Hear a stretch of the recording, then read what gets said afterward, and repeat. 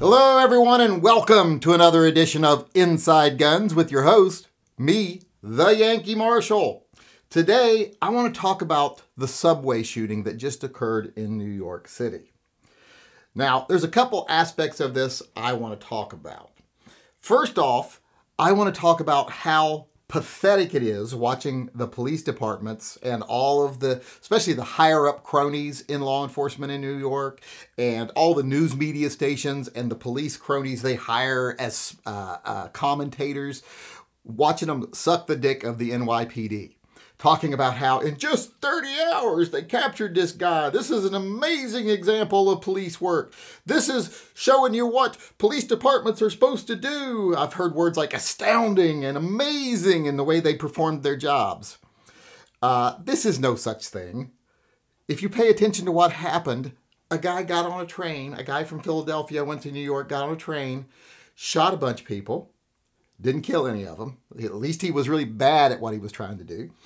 And then, after he fled, and after seeing him now, and seeing how hardly mobile he is, he's barely mobile, I'm willing to bet that in the ruckus that ensued after he started shooting, he probably had his belongings knocked out of his hands or out of his reach, and he's not exactly someone who is physically capable enough to retrieve things. So I bet that's one of the reasons why things didn't work out for him. He's a very sad physical specimen. I believe if more people had reacted quicker, he probably wouldn't have gotten away with anything. But like I said, let's look at what happened. After he shot people, he fled the scene, left his personal belongings behind, left behind his ID from Pennsylvania, left behind his credit card with his name on it that he used to rent a truck in Pennsylvania, left behind the keys to the truck that he rented in Pennsylvania, and dropped his gun and his magazines. He left everything behind. A gun that he legally bought in Ohio over a decade ago. So this was not great police work. This was an example of how stupid criminals can be.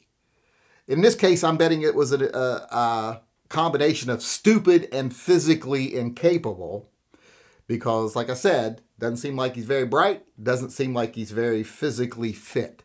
So in the ensuing problems that occurred after him starting shooting, he probably became a victim of his own violence and people scattering and running and everything else, and he wasn't physically capable of keeping it together during that. But like I said, not an example of great police work that justifies the whole system and how they should be patting themselves on the back. In fact, even when it comes to catching the guy, after the media put out all the pictures, people were calling the police saying, hey, he's sitting on the street corner here. They were even faxing them, or not faxing them, I'm old. They were even emailing them pictures of him sitting on street corners, sitting outside of cafes, videos, everything saying, here he is, come get him. And they missed him several times. It wasn't until someone sent them pictures and tips saying he's sitting at the McDonald's 3 blocks from the police station that the police could actually get there in time to catch him. So this is not an example of great police work and how the police actually protect us and get things done. I've never seen so much self-backslapping and self-dick-sucking in my entire life than what we're seeing right now. And it really shows you how pathetic a lot of the police departments are and how bad they are at their jobs. Because they want to make you think this is how great we are at our jobs, therefore you can surrender all ability to defend yourself and we'll do it because look how good we are at what we do. No, you're horrible at what you do. Most of the police officers were still sitting around looking at videotape from different locations while people on the street were catching the guy because of pictures from the media. So this whole idea that, oh, it's an example of how wonderful they are, that's garbage. And it's sad to see people do it. And of course, some people in the gun community who know you love to lick those boots of authority figures because they're brainwashed. They're doing it too. But that was the first thing I wanted to touch on just because it just fucking bugs the shit out of me to see this. It's pathetic. Pathetic. But the main thing I want to talk about is how this guy is a career criminal. He's been arrested more times than anyone has any right to be arrested. He's been a criminal for decades. And a lot of people right now are trying to use this as an example, like, oh, this is why we need stricter gun laws. Even one guy I saw on TV, a senator, saying, this is why we want universal background checks. Even though universal background checks wouldn't stop this because he legally bought the gun over a decade ago. So you're calling for something to solve the problem that would not have solved the problem, which is common with the anti-gunners. But I wanted to point out that instead of trying to use him as an example of why we need stricter gun laws, we should be pointing out that he's an example of how our current legal system doesn't work. They want people like him on the street so that they can say, like I've said in the past, look at all these dangerous people on the streets. We don't want them getting guns. We need laws against guns. He's part of that problem. This is a guy who's been arrested multiple times. He's part of the system's catch, reduce, and release. You know, they catch him for serious crimes. They reduce the sentence for a plea bargain, and they put him back out on the streets because they wouldn't be profitable to hold in prison.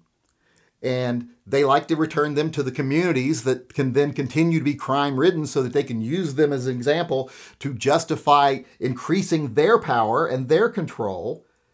It's like the one thing they've talked about since this happened. We need more police, more police monitoring everybody, more cameras. Everyone needs to be watched more. You know, take away your rights, take away your freedom, take away your privacy. That's what they see this as. But the way I see this is an example of how the system as it is now, and I've talked about this in the last couple of days, isn't working because they do this catch, reduce, and release to maintain that population of undesirables on the streets so that they can use those undesirables to scare everybody else. They can say, look, this guy lives right down the road from you, and look at his criminal record and how dangerous he is, and you don't want him to get a gun, do you? And you don't want him to be able to come to your house and do something. You want the cops there to stop him, right? You know, just to, like I said, consolidate their own power, increase their own power, scare people, keep people frightened. That's the game, that catch, reduce, release. And he's a perfect example of this. He's been caught so many times doing so many things, and then even a sex crime, and still able to buy, you know, whatever he wants because he's out on the streets. And they reduce his charges every time so that he doesn't get to the point where he's denied access to rights. That's one of the reasons they reduce those charges, because they want those dangerous people still out there. They want to be able to use them to scare you. And it's sad, though, after you see him, how unscary he actually is, and how if anybody on that train had been of a mindset that I'm able to protect myself and I'm looking to protect myself and my fellow man, if they would have noticed some old fat man, like pulling canisters, you know, with a backpack, pulling smoke canisters and tossing them, how hard would it have been for someone to wrestle that feeble fat bastard to the ground immediately? That was a sign of, this guy's up to no good. Wouldn't have been hard. But everyone sits back like, oh, I'm not supposed to protect myself. I'm supposed to wait for the police. But like I said, if someone had been there, maybe if they'd been armed. Now, this is a tough situation because who wants to start opening fire in an enclosed space that's filled with smoke? Well, no one does. But if someone had been paying attention and been sitting across from him or something and noticed what he was doing, and said, uh-oh, now he's throwing smoke canisters. If you would have put your hand on your gun, and as soon as he started to pull his gun or fire, or you saw fire coming from where he's standing, because you would still be able to make him out if you were close, even in the smoke, if you'd walked over, stuck your gun in his ribs and pulled the trigger. That could have happened.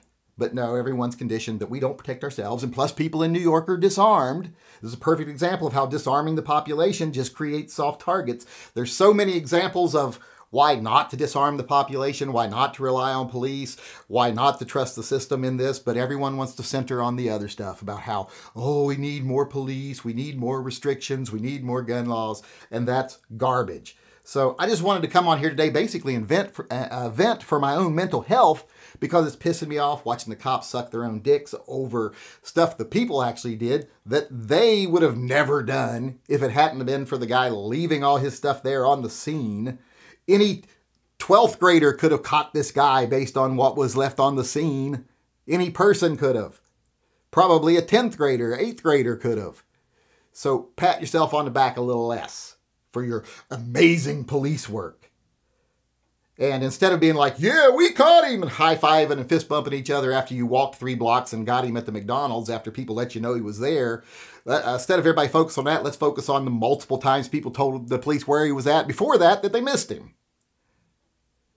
But like I said, this is just a perfect example of the failings of the system, the failings of the police, and how willing they are to take advantage of every situation to not only tell you how important they are and how you need more of them, and to reduce your rights by using people like him that they put on the streets to scare you. All right, everybody, after that lengthy, cathartic mental health event there, I am out of time. So I want to thank everyone for coming today. I do appreciate it, and I hope you come back again tomorrow. Until then, I want to remind everyone to always carry and stay safe until I see you again.